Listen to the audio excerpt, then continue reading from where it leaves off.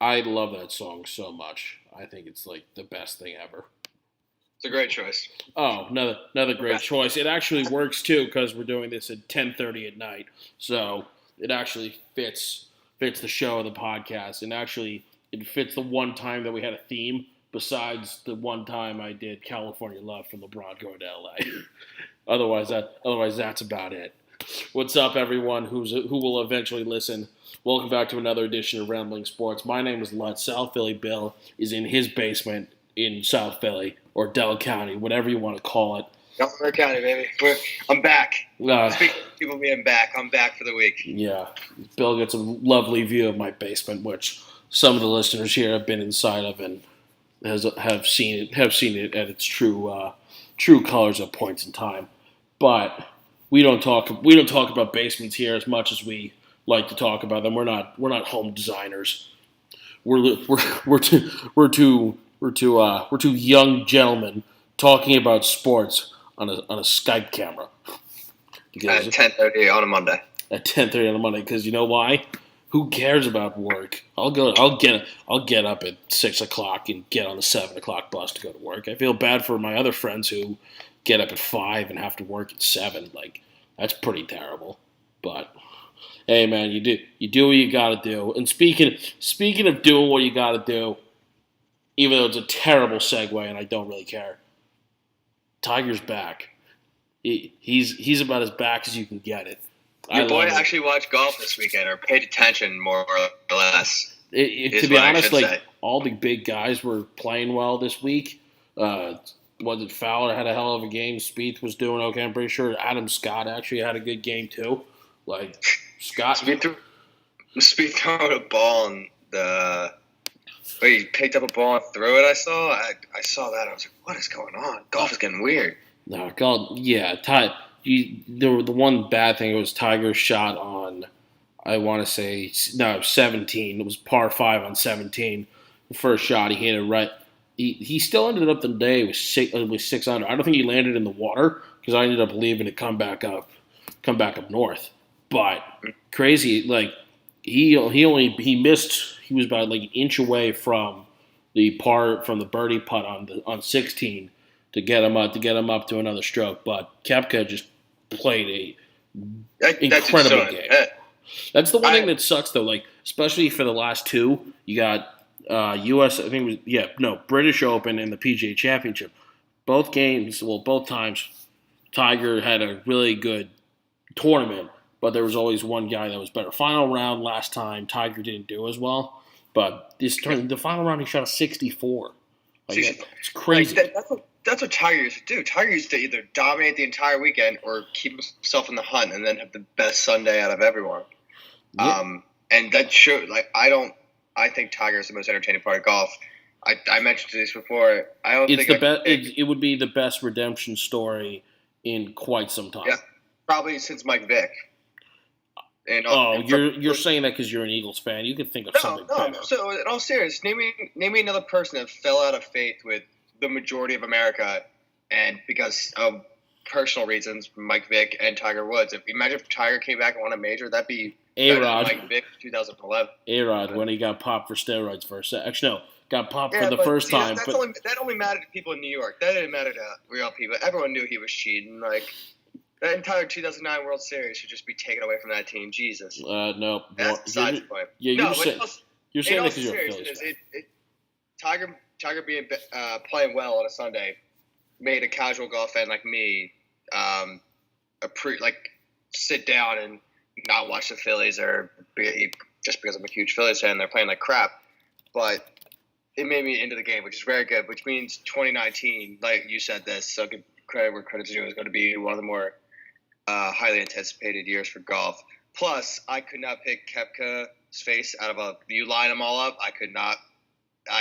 Can't picture his face right now as we're talking. I just know he has incredibly huge forearms, and that's about it. Well, he played so well.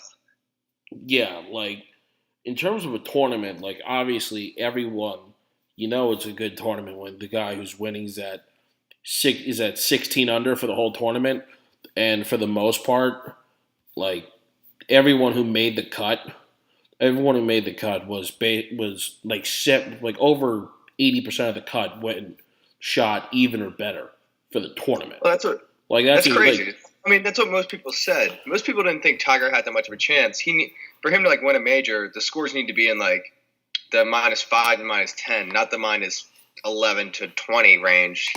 I didn't think he could get down that far, and he didn't go much under than 10. But still, I didn't think he had that in him. No, he shot a 6 under. He was tied for the best. He was tied for the best round of the day. But like you think about it, like some of the big like Molinari after winning the British Open, he shot 10 under for the tournament.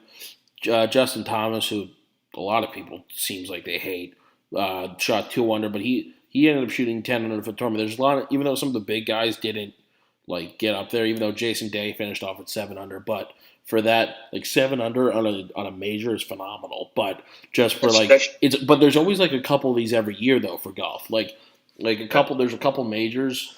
Whether it depends, like whether it's the Masters or the U.S. Open or like one. Usually it's one of the 4 or 2 of the 4 where it's always just a big number. For example, like where the guy who's winning is at 16 under. But then there's years. I'm pretty sure the year that Koepka won the U.S. Open, he only won it at 3 under for the tournament. Hold on, let me. U.S. Open is the harder course. I think what you just said is in like the bigger picture of things. What you just said, the big guy's not really like posting these insanely low scores, even though it was close. That shows the Tiger effect being it's massive. It's bigger than I thought it was. I'll be honest. No, the Tiger effect has been. That's the one thing that made golf great when Tiger was in his heyday was that everyone played up to him. That's why people like Phil became such a popular player because he was the guy. And Phil's been disappearing. By the way, I was partially right, but Koepka won 2 tournaments this year. I forgot he was back-to-back U.S. Open winner. He won in 2017. That's when he won. I want to say at where's the scorecard for this thing? Wikipedia is terrible with this, but I'm pretty sure like he didn't win that far. And then 2018 was the same thing. He won 2 tournaments. He won 2 of the 4 majors this year, which for any guy that's huge. That's what like makes Spieth into a star, like Rory McIlroy into very public names. If Koepka keeps on this track, if he gets up to 2019, guess what? I hate to say it, but that's another name that you look at. 2019 right now is the most anticipated year for golf. Spieth already has the odds for he's the odds-on favorite right now to win the Masters. In 2019, Tiger's tied for second, I think, with Rory Rory, Dustin Johnson, and Justin Thomas for the Masters next year. Like that, people, by the way, are probably already starting putting in their bets now for next year because that's like plus like 1,200 odds or something like that. What it said on ESPN, but it's crazy to think that it's like upsetting because the new guys aren't making golf that interesting because they're not consistently winning. But it's just incredible what draw power Tiger has and still has after all this time since 2008. That makes me watch golf. The only thing. It's sad to say, but I'd rather just look up who won and not have to watch every hole and hear announcers whisper. Yeah, you know what I mean? By the way, I don't. Like, I can tell you right now, I'm pretty sure I did not get a notification on anything in terms of sports-related wise for golf. The only thing is for Bleacher Report. Well, I only do Bleacher Report for that because I hate the ESPN app. But in terms of the Bleacher Report app, the only thing that popped up was like I think there was the one Tiger putt that he barely missed. Otherwise, like that's it. Yeah, I guess I did. I do a little bit more of that stuff than you because I always like it when the stuff like pops up and all right, I remember to check that like score later and look out for those highlights or something like that. But that's just me. I'm used to using social media and stuff like that because I wasn't here that whole semester and didn't have TV, so that's how I got sports news for forever. So I'm all in on that stuff. Yeah, I was an early adopter of that Team. It was when it was called Team Stream app. when it wasn't even the Bleacher Report app. It was called Team Stream. That's when I got that back in like 2013. Wow, this is crazy. Yeah, I talk about a brand that's really like skyrocketed to the moon in Bleacher Report. Like it's still. And the funniest thing is, like, their content isn't that great. Like I follow their stuff for like soccer. Like I don't know, I'm getting weirdly into that now. Just because I think the soccer players are cool, and I just love the look. I don't know, I'm weird, Jesus, but they do a good job with that. But their content posts aren't any better than ESPN's. It's just different, and they use emojis more. That's the only difference between the two accounts. I don't know. Like, I think from the difference between Team Stream and Bleacher Report. No, the difference between like SportsCenter, ESPN, and Bleacher Report. Like they're just all social media and just lumping it into a group. Like you'll see the same stuff from each brand. I agree, but I think the one thing that's big is that a lot of a lot of those weird articles where they talk about how like they go like ask the question like, is Saquon Barkley going to be projected that far? Like some of the other articles that you see like per sport. A lot of those articles, I think, if they were on ESPN, would be on those insider, like the ESPN Insider thing, where you'd have to pay for it. But so, like, that's the one thing I think that's different that I enjoy about it, because like it's something interesting, but like sometimes it ends up revolving around the same thing where you end up agreeing with it, or it's like your original thought they end up saying it at the end. It's like it's clickbaity at points in times, but everything's clickbait now. Everything is clickbait now. That's the one good thing about like Barstool. They don't try and hide that they're trying to clickbait you. That's like their whole thing. But like Bleacher Report does do like they did. I saw a headline. I didn't actually read the article, but it was a quote from Wiz Khalifa about skinny. He said skinny black guys, but he said the bad. Obviously, is the thing you can't say. And it was on Bleacher Report. Like Bleacher Report Instagram the quote. I was like, oh god, that's aggressive. Like they're allowed to do that. So I think they do edgier content in like the article sense, but their specific posts I think are very similar. When like Tiger hits a putt, or when Mike Trout hits or when Mookie Betts hit for the cycle the other day. Like their posts for that stuff are extremely similar. I guess that's going to be our segue into baseball. Side note: Mets beat the Yanks 8-5. I didn't even watch the game because I was busy with work and stuff, so let's see. Oh, nice, Servino. 4 innings, 4 earned runs, 6 Ks, and a walk. Cool. I mean, you're getting into that wild card game. I don't care. I want to have some sense. The Yankees are 10 games back. The Red Sox have literally won 70% of their games this year. The division's over. Oh, at this point it is. They're already up 9 games. So what they did at the trade deadline, like we said last week, is perfect. They're doing everything they possibly can to make sure they win that game, and then they're going to go from there. Yeah, no, I get that. I just want to have some sense of consistency and a positive thing on the way to the playoffs. But then again, that's me being picky. But you can't have your. You can't have what we said was going to happen. This is exactly what we said was going to happen. They're going to struggle out of the gate, get hot, and then struggle in August when all young teams struggle. This is the way baseball has been for 100 years. They're a really good team who's really young that's struggling. So, and when you're going against the best Red Sox team ever, literally, they are going to be the greatest regular season Red Sox team ever.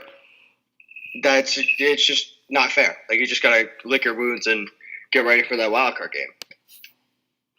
Yeah. Side note. What's crazy is that I was talking about this with my brother the other day. The Yankees have the second best record in baseball, and they're 10 games back behind the Sox.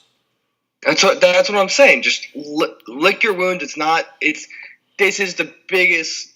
This is the year where you're just not going to win the division because the other team. You tip your cap and you hope you're hot for. For the start of the playoffs, and hope you don't have to. Hope the Red Sox don't buzzsaw you in 4 games eventually. You have to hope that your pitching gets hot and Stan Judge and maybe Gary Sanchez gets his head out of his ass. That's what you're hoping for. Yeah, we're And hoping for a lot of things there, but and when your bullpen has the names that you guys have, or you guys the Yankees have, it's the playoffs will be a very entertaining time, and especially with the Philadelphia Phillies on the other side, like that's going to be some good East Coast teams that'll keep most of us, everyone who's going to listen to this, interested, which is what I care about. yeah, exactly. We care about the listeners, by the way. Speaking of which, Bill, soon to come out. Well, already has come out technically that we are officially on SoundCloud now. Oh wow! I figured out that process because turns out in order to continue the road to iOS podcasting, to the Apple Podcasts, to the big time, we need some RSS feed. And turns out, of course, we don't have enough subscribers to do that. So please subscribe to the YouTube channel. I ask that out of the kindness of my heart. Rambling Sports it's the logo with the headphones. It says with Lutz and South Philly Bill inside headphones. It's not a great logo, I know. I did it in a quick time, but you know what? When we get more subscribers, when we get more followers, when we can get onto iOS, maybe, just maybe, I can get a better thumbnail. Or to actually spend some time to work on a better thumbnail. And now that I'm actually getting money and getting paid, I can actually, or working for that matter, I can maybe actually spend $5 on a logo and try to figure something out. Shoot me a Venmo request, Lutz. You're the best. I'm not Venmo. You want to talk Phils? Well, do we? I guess. By the way, we might as well talk about the Phils. By the way, they're only one game back. They're not that far. They're half game back right now. They've one had a game. bunch of off It's days one lately. game, Bill. I'm literally looking at it right now. Well, the Braves game must have just went final because I just popped between your screen and my screen. On my screen, they're a half game back. Watch. I'm going to hit refresh. Yeah, Braves won 9-1. Yeah, that game must have just went final. I mean, they're a young team that went out west. They blew one game. They blew the first game against they blew Arrieta to start against the Diamondbacks because he went 8 strong at 8 shutout innings. They were up 2-0 and then blew the game because of bad fundamentals. And Sir Anthony, the closer, just screwed up. But they came back and won the next one. Then they got smoked on the rubber game. And then they went out to San Diego and the Phils need to get back East Coast. They need to see Boston in the bank. Phil's Red Sox the next 2 days should be very interesting, even though we don't have our best guys going pitching wise. But they have fundamentals.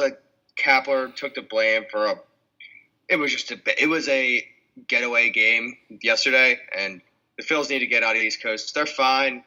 The Braves are going to get hot soon, but the Phils need to get hot. Rhys Hoskins went 0 for 22 in San Diego. Really? You can't win when your top 15 hitter in baseball, the best player in your team, goes 0 for 22. Ooh, I don't think he's the best player on the team. I'd give that to Nola first. Personally. Position player? Best position player? Okay. Pitchers aren't players. Pitchers are players. Yeah, but they're not. Pitchers are pitchers. Let them pitch. Let them pitch, and then. But he is. He's a top 15 hitter in baseball. Last week when I was driving to Jersey, I was listening to the radio. The guy made the point that he has now played 162 games in baseball.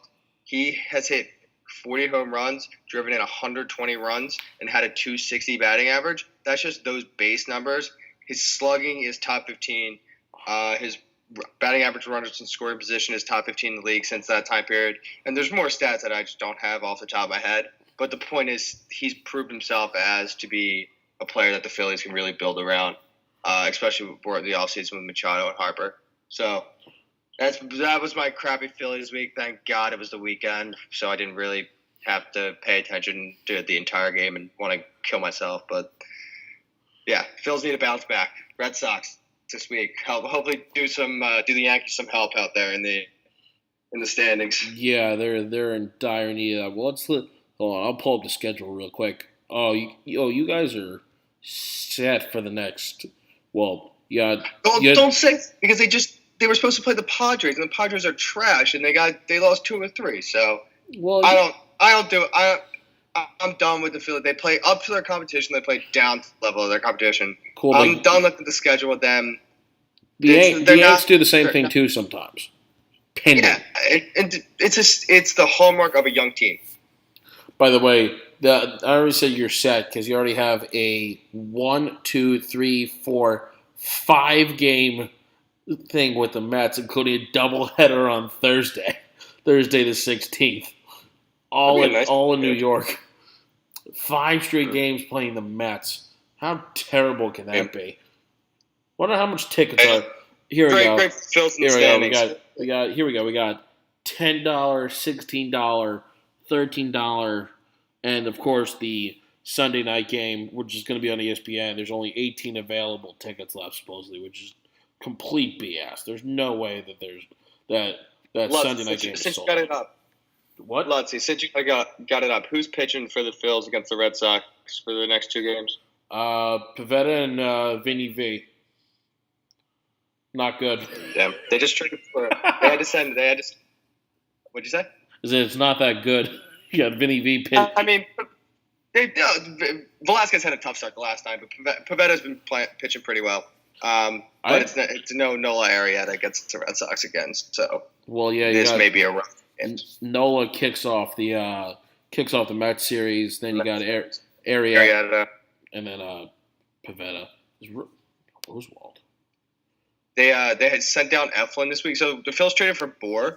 I saw. I remember. I saw that actually. But what is he going to do? So he's a bench guy, but who can spot start at first sometimes. Is major power, and he's been killing the Phillies. He's been literally. I think he's hit a home run every game against the Marlins. He'll help, but they had to send Eflin down because they had the day off today, and it was just like if it was Nola, they wouldn't have set him down, but you know what I mean? Like, yeah, they had an opportunity to option. He's just going to get called up for his next start, but they had the off day today, and they had an off day 3 days ago or 2 or 4 days ago, and it just worked out that way that he got options. Everyone was freaking out about it, but because he's been pitching well, he didn't deserve it. But it's just baseball. Yeah. If the players don't like that little loophole in the rules, they should just ask for it to be changed in the collective bargaining agreement in like a year and a half. The CBA is only up in a year and a half for baseball. I feel like it should be up this year. I could be completely wrong. The only CBA it's definitely in 2 years. It's definitely another 2 years because remember there was 2 years ago that the new international signing rule came in. Oh yeah, which placed a limit on how much money teams can spend and. If you purchase a certain tier of free agent, you get less international signing money to kind of even the playing field for because the Yankees, the Phillies, and the Red Sox were spending so much money in the international international they were market. Trying to get guys like Tanaka and Cespedes and those guys. Yeah, exactly. So they would lose draft prospects and all this stuff, very technical stuff. But anyway, that was very contentious, and so they signed that CBA. I think very recently, or. Not very recently, pretty recently. So it's definitely in 2 years. Well, because I was going to say the only CBA agreement that I end up actually caring about, and the only one I feel like that only gets brought up the most because it always has the most struggle is the NFL CBA. Otherwise, NBA doesn't really get talked about a lot. Hockey, they get that done immediately. In baseball, it's usually done immediately. Yeah, I mean, baseball went on that strike in '94, but. It's because the union in baseball is so good that normally it gets done, and that's kind of like a handshake between 2 white guys agreement. You know what I mean? Yeah. So that one, and then the NFL one is just the NFL is the NFL. It's a monster, so normally gets brought up a little bit more. And players with the whole concussion and hitting and getting paid. The players in baseball can get paid whatever they want. You can literally give Giancarlo Stanton. What is it, $267 million, and Bryce Harper's going to get maybe $400 million? Yeah. At a certain point, how much can you complain about? Exactly. Speaking of, what were we talking about? Money? I guess technically, if we're going that route, collective bargaining agreement is money. And as Vegas already has it, Conor McGregor's a slight underdog against Khabib. Now, I know that we talked about this last week. It came out last week, but it was only in the quick hits because we tried to focus on our NFL preview. And spoiler alert, as of right now, I'm in the process of getting a very good guest in, maybe two in, for college football preview next Sunday. Prefer next Sunday, yes. This is a Monday podcast, so it will probably come out on Tuesday, but we will have a Sunday either a Sunday podcast or it will be recorded Sunday night. College football preview, maybe every conference, but mostly talking about our Philly schools, mostly Temple, as a hint for anyone who knows who I may possibly bring in. Probably Notre Dame talk, because someone's going to bring it up, and that's just going to anger me.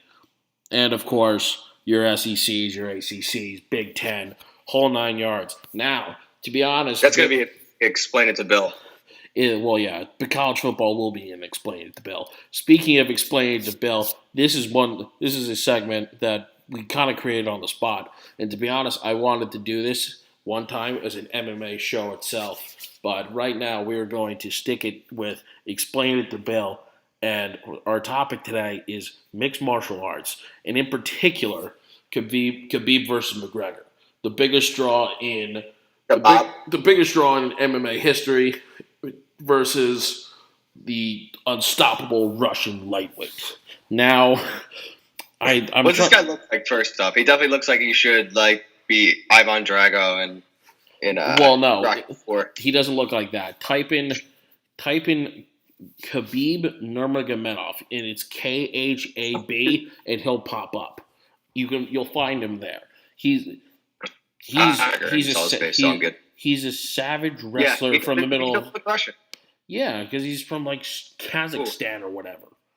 The guy's undefeated. This is going to be It's going to be incredible. You talk about something that's different. So obviously, McGregor's a stand-up guy. This guy, the Russian dude's a wrestler, and so it's a real clashing of styles. And right now, especially with the whole Dolly thing, because that was directed towards Khabib, because him and a teammate of Connor's got into a fisticuffs thing at Brooklyn. And that's the day after is where McGregor's team came in, threw the dolly at the bus, that whole 9 yards thing. So there's a lot of heat going into this, especially if you think about it. You got the stuff from Brooklyn, and you have shoot! I just watched his highlights. Oh my god! Who, McGregor's or Khabib's? He broke his man's neck.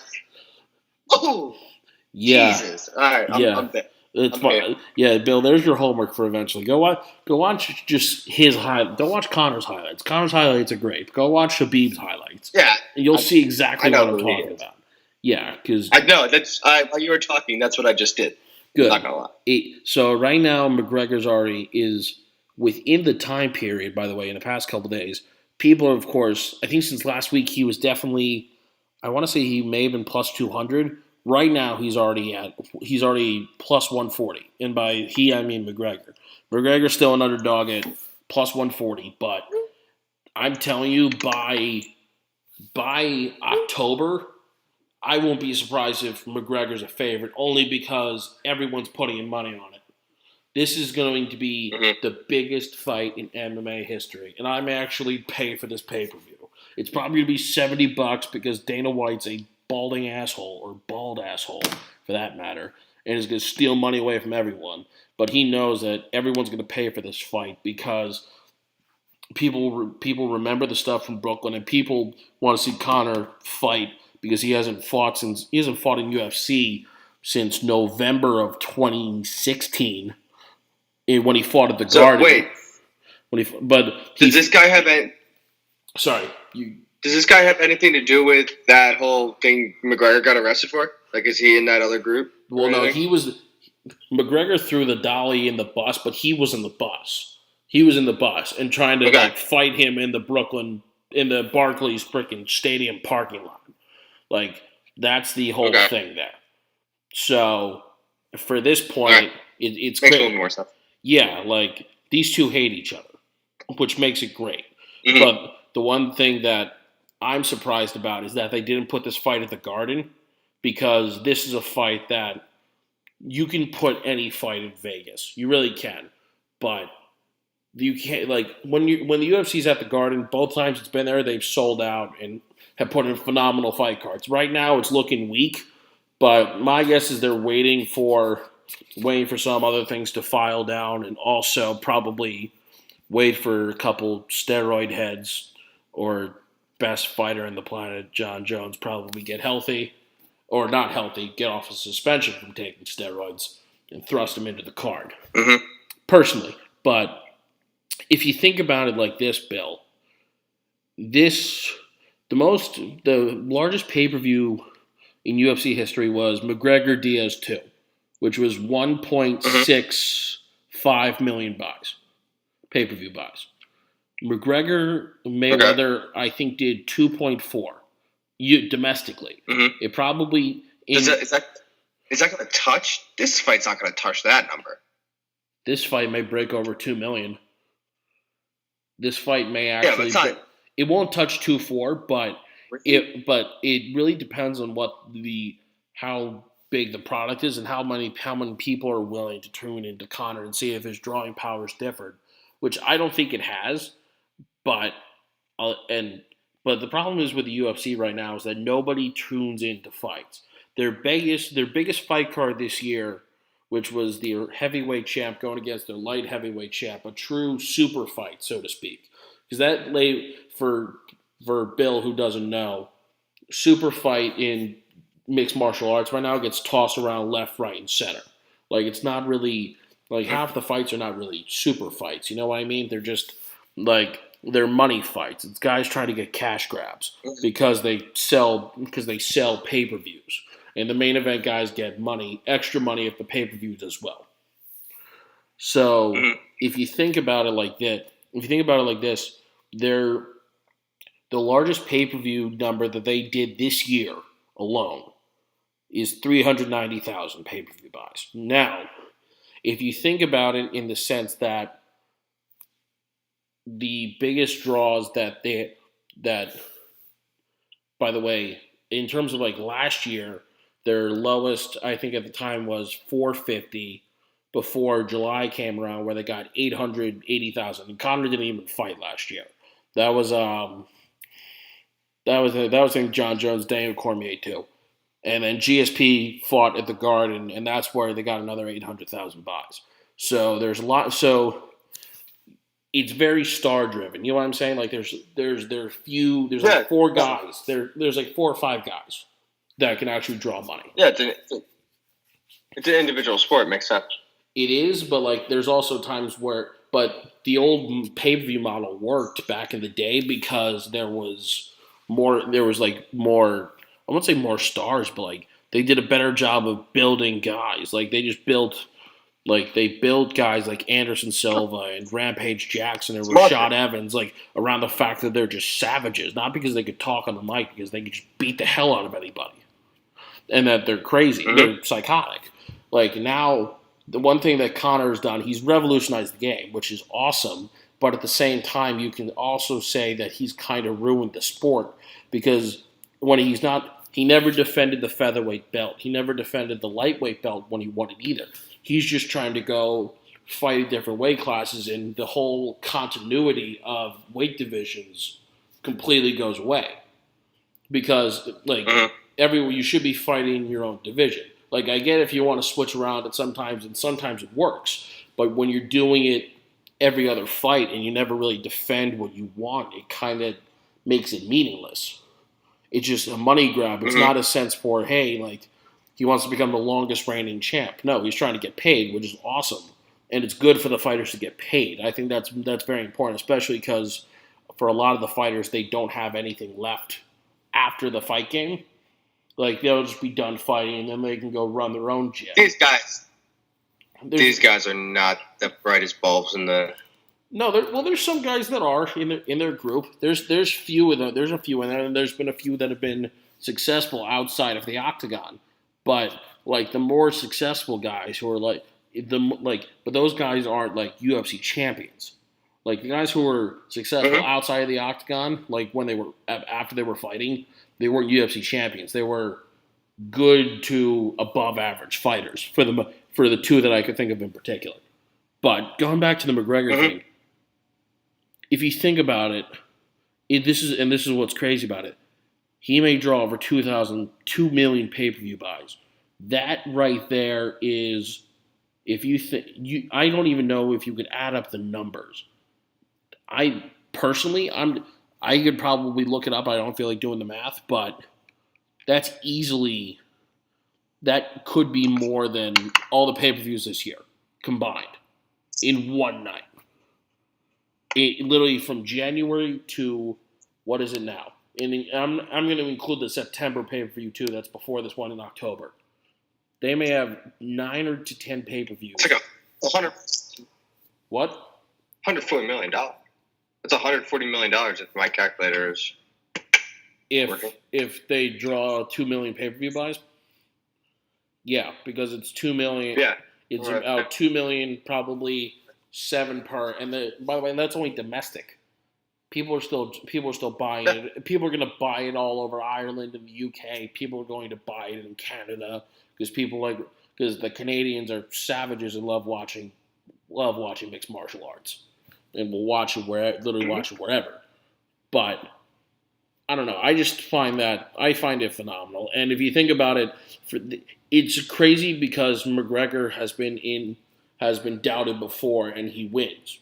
It's just how he is. He just does whatever. He was an underdog in the beginning when his first featherweight fight got announced in, let's say, July of 2014, I think. Or 2015. And by fight day, he was a favorite because everyone just threw money on him and thought that he was going to win. And he just does because that's just how he is. It's a mental game for him. He's also phenomenal. He's a phenomenal talent. But if you think about it, what the guy just says on the mic and how he mentally just screws with people, it's incredible. And I don't know. I mean, I'm watching his highlight. Pretty ridiculous. Yeah, no, he's incredible. He literally told. He was just like a guy too. What? What'd you say? He had like pimples all over his face in his first interview. Like he's just he looks like some punk kid. He was on welfare 5 years ago. Yeah. He was on welfare 5 or 6 years ago. And now he probably... Why isn't that... What? What'd you say? Why isn't that talked about? I think it was talked about more like, when... Why? I think because, I don't think it's mentioned a lot. Maybe it was when they first promoted him. But they just promoted him because his character, so to speak, and that's how he is too. I won't even call it a character. This isn't wrestling. But he could sell a fight like nobody else because there's no other draw. There's nobody for his pay-per-views as a main event in pay-per-views. His lowest number is 880,000. By the way, people like some of the best fighters in the world couldn't draw that number for 4 pay-per-views to get combined. Like, Lutz, do me a favor. Compare that number to like peak Mike Tyson. That's the thing. I don't know what Mike Tyson pay-per-view. Well, the thing is though, but boxing. But the thing is though with MMA. But the thing is though, like, boxing has always been more popular for over time than MMA was because MMA is still a very new sport. The UFC only started in '94. Compare the popularity. Like, tell me, like, give me, like, is this going to be like the prime of the MMA? Like, will it never get any better than Conor McGregor's popularity? That's what I want to know. Like, is there room? Like, by the way, how far do you think a sport where men literally beat the living crap out of each other can go? Now, like, you know what I'm saying? Like, I don't think it's ever going to hit the popularity that boxing once hit because. Oh, by the way, I lied. I lied about McGregor Mayweather. There's supposedly. Well, there's different numbers. People say that it was up to 6.7. But the one universal number I screwed up is 4.4. Like or 4.2. Is people. It's weird. The pay-per-view numbers are all screwed up. But like the one that everyone says the biggest pay-per-view draw ever is Mayweather-Pacquiao, which should have happened 7 years before. But the one fight, by the way, for a starter, Evander Holyfield Tyson 2, according to this site, pay-per-view buys was 1.99 million, little under 2 million. That was with less TVs, less streaming services. Makes sense that why it was a little less. Yeah, but that was also the power of Tyson was at the time. I bet you if Muhammad Ali was had pay-per-views, it would be around the same thing because Muhammad Ali was iconic. People cried when he, I bet you hundreds of thousands of people cried when he lost to Joe Frazier because that's how influential he was. What? Philly Joe. Hey, I got a smoking Joe thing in my gym over here in the basement. That's the thing. There's no, as much as boxing has become a dying promotion. I won't even say dying. I think it's gotten more popular in the past couple years than it was before because the only draw really was Floyd Mayweather, and he would get 2 million buys for Canelo. But that was in 2013. 2007, he had 2.4 million buys with Oscar De La Hoya. So, but Floyd Mayweather's thing was he was hated. Everyone hated him because he was just that good, and people would pay to see him get his ass kicked. People don't hate Conor. Everyone loves him. People may hate him because I doubt people hate him because he talks shit, but you see him at press conferences. If you go online into the Mayweather-McGregor press conference tour, the one that they did in Toronto, the whole thing was cheering for Conor. And they all do the whole thing where Conor literally says on the count of 3, chant F the Mayweathers. And they all do it in unison.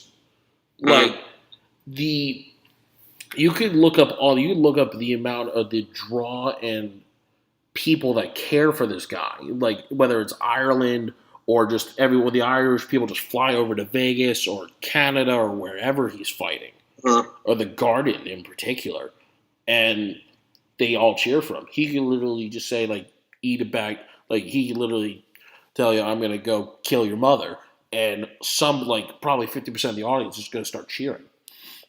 That's just how crazy his rise to power is, and it doesn't help that he's more popular than the UFC. He's the one guy who has more power than the UFC ever in the entire thing of the 25 years of business. But Bill, I hope you learned anything because I definitely talked for way too long on that. Personally, no, I needed that. I always like to hear the comparison to other sports with the UFC to give some context for I follow a lot of sports, but. I get a certain segment of the population that will never be able to watch a sport where a guy can literally almost die. But again, that happens in football all the time. But I certainly I obviously appreciate it. I think these guys are insane, and I would love to see them bash their heads in. I can't just when my mom being able to go to a watch party about this. It's not like football where you can all sit around and watch it. It's you and your friends, men, all sitting around that. I feel like it's a pretty good litmus test for a sport, its popularity and ability to grow in the future. Well, yeah, just before we wrap up here with quick hits, I just to throw that out there, going off of what you said. I know my parents got me tickets to UFC 208 that happened in Brooklyn in 2015 or 2016 probably, and my mom didn't know that 2 women were fighting in the main event, and she was just in shock. She's so wait, you mean women also just beat the hell out of each other? I'm yeah, I'm gonna go watch this woman kick some other chick in the head. And that's what Ronda Rousey did, I guess, too. Well, all right, I just argued against my own point before, so there we go. Well, that's rambling sports for you. It's perfectly fine. I just did rambling sports in a nutshell. I just kept on talking and didn't shut up, and now I'm parched and I want to go to bed. All right, quick hits. We need a music thing for that. Zach Smith kept DUI arrest secret from Meyer. Does it really matter at this point? By the way, also, side note with the OSU thing, Supposedly, the judge who reduced Zach Smith's sentence was part of the OSU President's Club.